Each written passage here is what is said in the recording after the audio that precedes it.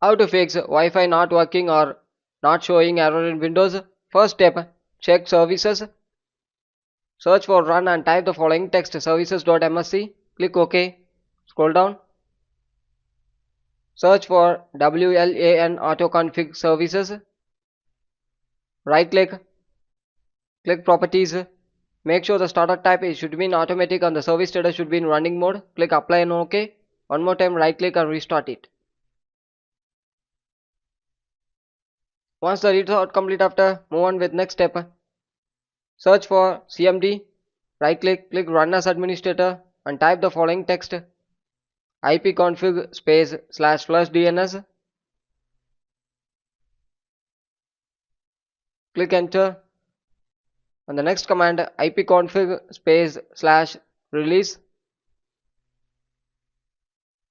Click enter and the next command ipconfig space slash renew. Click enter and the next command netsh space winsock space reset.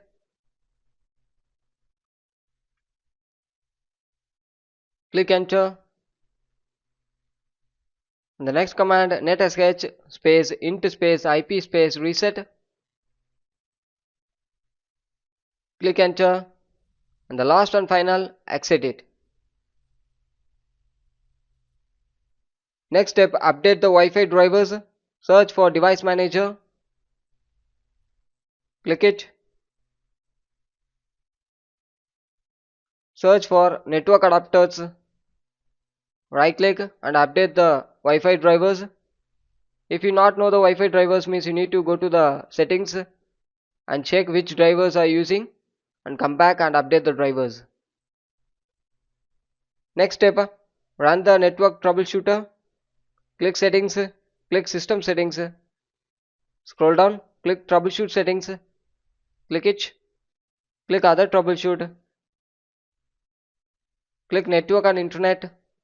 Run and follow the on-screen instruction which are given.